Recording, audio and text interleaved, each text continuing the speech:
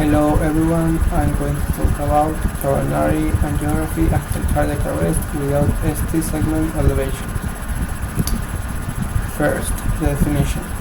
Ischemic heart disease is a major cause of out-of-hospital cardiac arrest.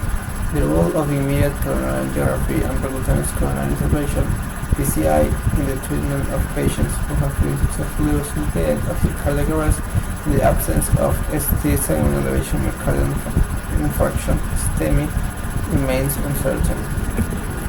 This is a short video explaining the ischemic heart disease. Coronary artery disease is where we have a reduction in blood flow to the heart muscle itself. This is due to changes in the coronary vessel. Here what we can see is a coronary vessel in cross-section, and we see a normal lumen of the blood vessel, therefore we'll have normal blood flow. But down here we have four forms of ischemic heart disease, starting at the least severe, moving to the most severe. Starting with the least severe or stable angina, this is where we have a fibrofatty plaque or atherosclerotic plaque that starts to build up in the blood vessel, reducing the lumen of the blood vessel, therefore reduced blood flow. This becomes most problematic when the patient is exerting himself, such as during exercise, but the chest pain is usually relieved on rest. Because there's no damage to the heart in this form, we see no changes to cardiac enzymes, so particularly troponin is normal. ECG changes is usually also normal. We may see some changes during a stress test. Going to it unstable, the next three are actually what we call acute coronary syndrome. How unstable is different to stable is that the plaque becomes damaged and platelet aggregation starts to occur. This therefore makes the pain less predictable than stable angina, which then means pain can be felt on rest opposed to during exertion. There's still no damage to the heart muscle in this form, so the troponins are also normal. However, there will be some ECG changes, such as ST depression or T-wave inversion. For the next two, these are known as myocardial infarction, which means there will be necrosis of the heart muscle. Therefore, by definition, we will see troponin increase. The differences between these two is the ECG changes in a non-STEMI would be a ST depression or a T-wave inversion most commonly, whereas ST elevation is an ST elevation. The reason for why they are different is the thrombus, which starts to build up in the blood vessel, allows some blood flow through, whereas in a STEMI it's usually completely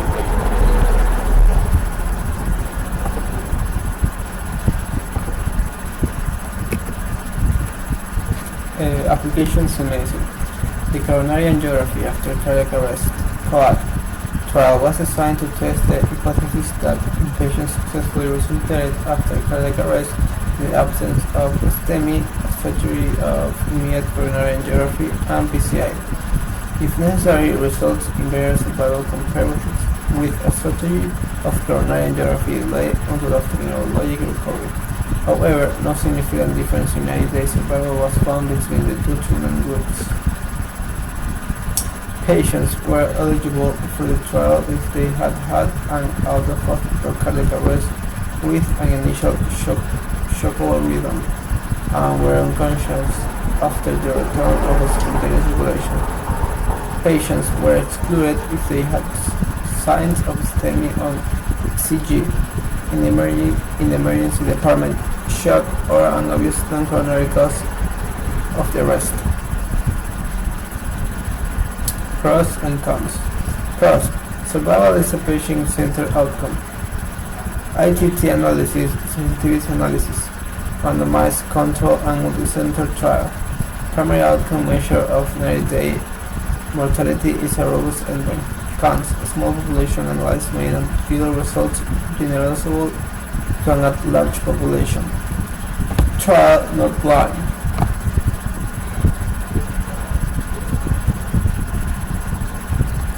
Physicians responsible for care of patients aware of randomizations which may have influenced subsequent treatment. Data regarding patient screening and obtaining only in final phase of trial.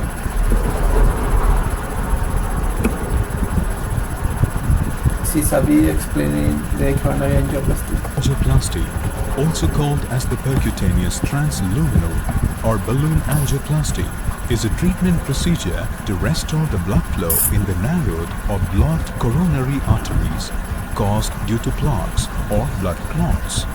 Most coronary angioplasty procedures last between 30 minutes to 3 hours. Once the patient is admitted, his heart is monitored and is given an intravenous sedative to relax the body. A needle is inserted through the wrist into the radial artery. A guard wire is then passed through the needle and is guided through the arterial system up to the heart. A flexible catheter is slipped over the wire and threaded up to the heart. This is monitored using a continuous X-ray imaging device called fluoroscope. At this point, the guard wire is removed and the tip of catheter is positioned to enter the coronary artery.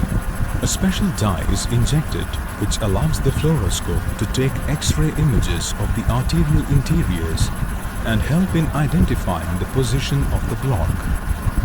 This is called angiogram.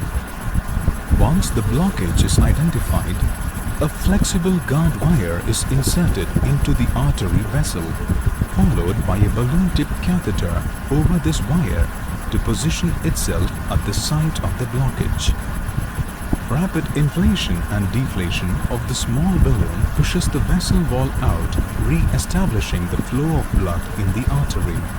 After the blocked vessel is reopened, the deflated balloon catheter is withdrawn from the artery. The same treatment procedure is repeated in the case of multiple blockages.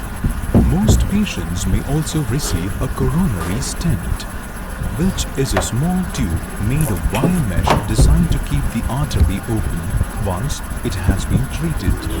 A collapsed stent is placed over the deflated balloon catheter as it is inserted into position. When the balloon is inflated, the stent expands and locks itself into place, leaving the stent behind to hold the artery open permanently. Post-treatment, a pressure bandage is applied over the radial artery to prevent bleeding. One will need to lie down for several hours, during which signs of bleeding or chest pain will be monitored.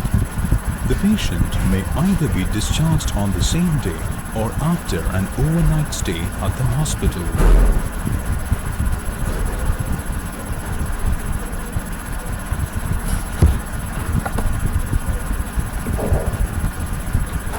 You should apply Medico.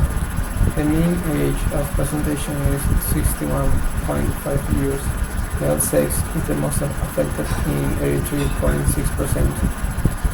A vessel coronary angioplasty was performed in 98.2%. The most frequently treated artery was the left anterior descent with 59.91%. However, among the findings by coronary angiography, the disease was in nearly more than 50% of cases.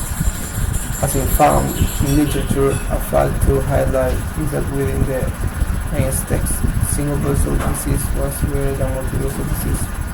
Angioplasty was performed in this study in 98.1%, plus single vessel, and of these, the one that frequency underwent the procedure was anterior descendant followed by right coronary, and circumflex respectively, as could be evidenced in previous records.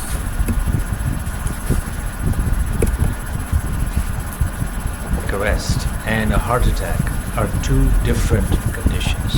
With a heart attack, there is a problem with the blood supply to the heart, and it leads to areas of the heart not working as well. With a cardiac arrest, there is electrical chaos in the heart, and it's usually fatal within 10 minutes. Sudden cardiac arrest accounts for almost 1,000 Americans a day losing their lives.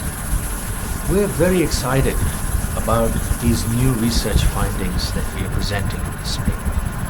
At least 50% of people who will suffer cardiac arrest have symptoms in the month before their fatal event. This is new because earlier on we had only focused on the immediate time preceding the cardiac arrest. So patients who are known to have heart disease, especially in the holiday season and New Year coming up, when we identify a peak in sudden cardiac arrests. If they have unusual symptoms of chest pain or palpitations or passing out then they need to contact their healthcare provider. If it looks like the symptoms are dire, then the sooner you call 911, the better it will be. And this is just our first step into understanding the relationship between symptoms and future cardiac arrest.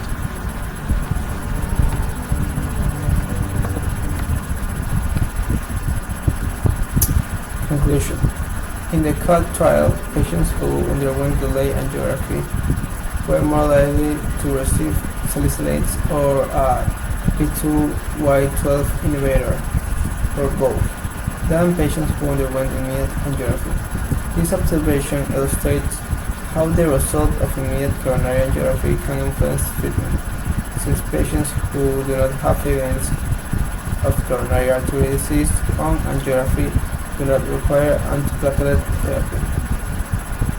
In contrast, patients in the immediate angiography group were more likely to be treated with a glycoprotein 2B or 2A inhibitor, which is more often used in the context of urgent PCI of thrombotic lesions.